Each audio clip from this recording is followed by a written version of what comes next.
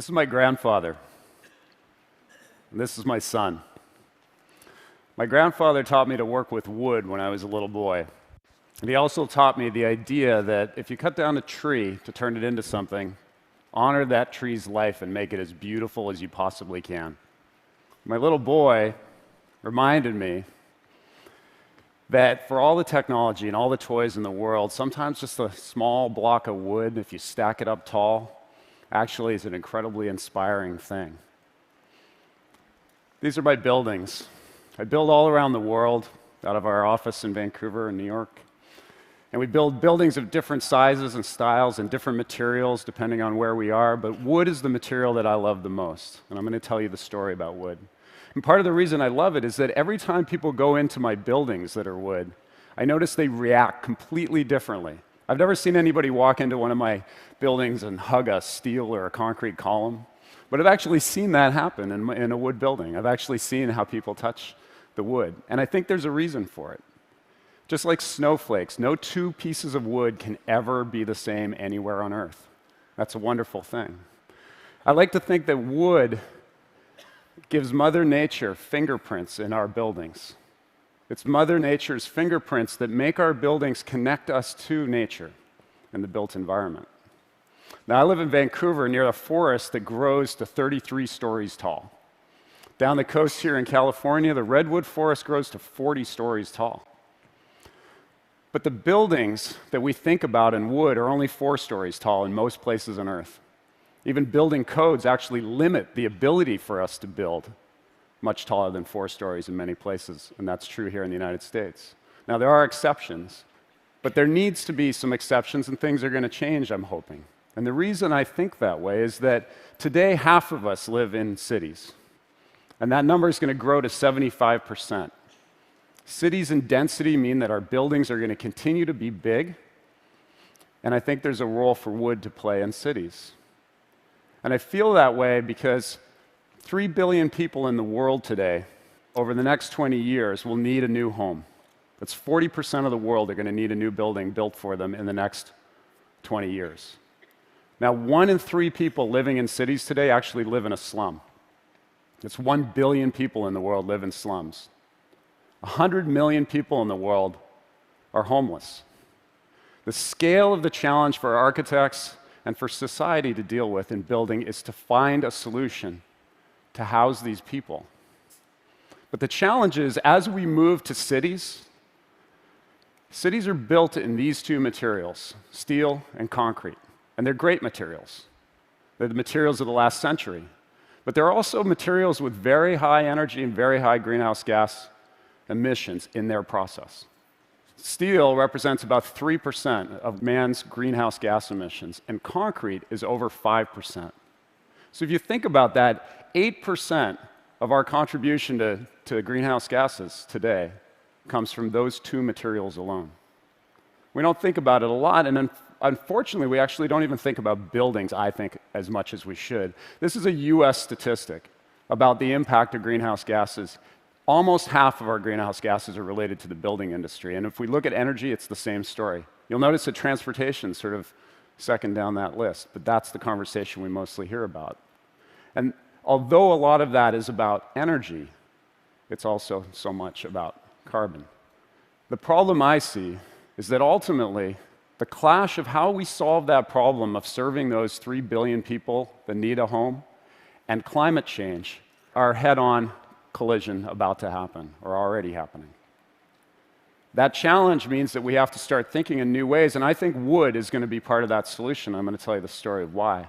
As an architect, wood is the only material, big material, that I can build with that's already grown by the power of the sun. When a tree grows in the forest and gives off oxygen and soaks up carbon dioxide, and it dies and it falls to the forest floor, it gives that carbon dioxide back to the atmosphere and into the ground. If it burns in a forest fire, it's going to give that carbon back to the atmosphere as well. But if you take that wood and you put it into a building or into a piece of furniture or into that wooden toy, it actually has an amazing capacity to store the carbon and provide us with a sequestration. 1 cubic meter of wood will store 1 ton of carbon dioxide. Now, our two solutions to climate are obviously to reduce our emissions and find storage. Wood is the only major building material I can build with that actually does both those two things. So I believe that we have an ethic that the earth grows our food, and we need to move to an ethic in this century that the earth should grow our homes. Now, how are we going to do that when we're urbanizing at this rate and we think about wood buildings only at 4 stories? We need to reduce the concrete and steel. We need to grow bigger, and what we've been working on is 30-story tall buildings made of wood. We've been engineering them with an engineer named Eric Karsh who works with me on it.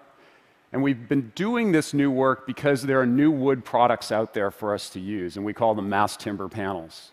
These are panels made with young trees, small growth trees, small pieces of wood glued together to make panels that are enormous, 8 feet wide, 64 feet long, and of various thicknesses.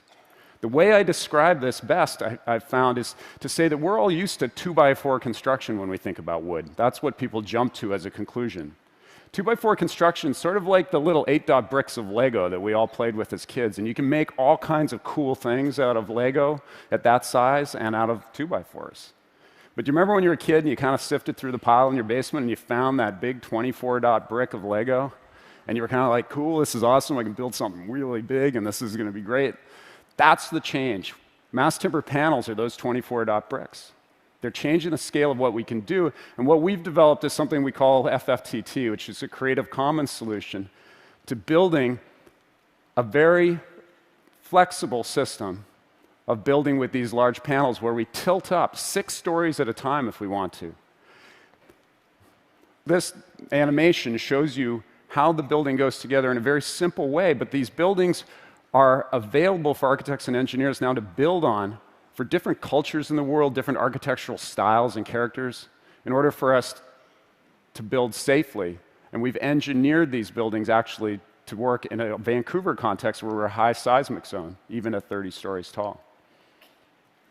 Now, obviously, every time I bring this up, people even, here at the conference say, are you serious? 30 stories? How's that going to happen?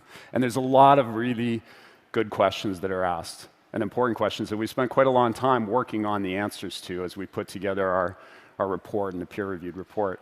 But I'm just going to focus on a few of them. Let's start with fire, because I think fire is probably the first one that you're all thinking about right now. Yeah, fair enough. And the way I describe it is this. If I asked you to take a match and light it and hold up a log and try to get that log to go on fire, it doesn't happen, right? We all know that. But to build a fire, you kind of start with small pieces of wood and you work your way up, and eventually you can add the log to the fire. And when you do add the log to the fire, of course, it burns, but it burns slowly. Well, mass timber panels, these new products that we're using, are much like the log. It's hard to start them on fire, and when they do, they actually burn extraordinarily predictably. And we can use fire science in order to predict and make these buildings as safe as concrete and as safe as steel. The next big issue, deforestation. 18% of our contribution to greenhouse gas emissions worldwide is the result of deforestation. The last thing we want to do is cut down trees. Or the last thing we want to do is cut down the wrong trees. There are models for sustainable forestry that allow us to cut trees properly, and those are the only trees appropriate to use for these kinds of systems. Now, I actually think that these ideas will change the economics of deforestation. In countries with deforestation issue, we need to find a way to provide better value for the forest and actually encourage people to make money through very fast growth cycles, 10, 12, 15-year-old trees that make these products and allow us to build at this scale. We've calculated a 20-story building will grow enough wood in North America every 13 minutes. That's how much it takes. The carbon story here is a really good one.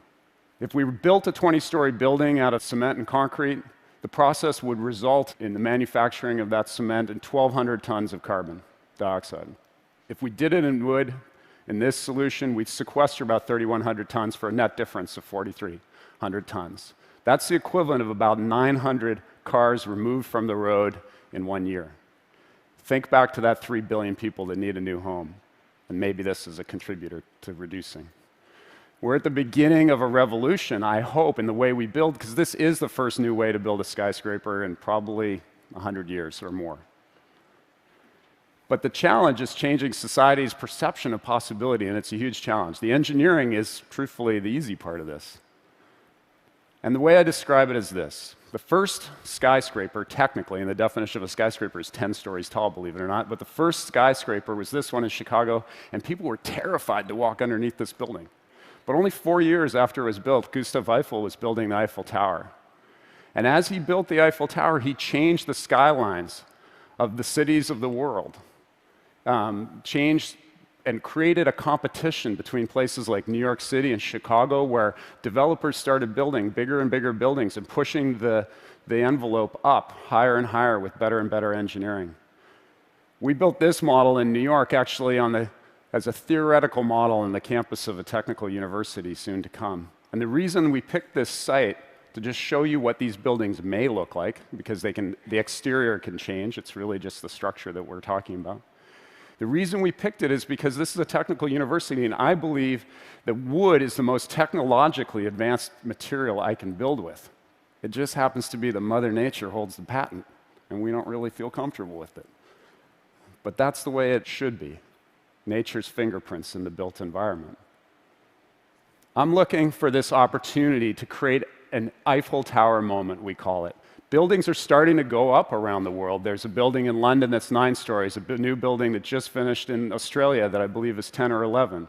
We're starting to push the height up of these wood buildings, and we're hoping, and I'm hoping, that my hometown of Vancouver actually potentially announces the world's tallest at around 20 stories in the not-so-distant future. That Eiffel Tower moment will break the ceiling, these arbitrary ceilings of height, and allow wood buildings to join the competition.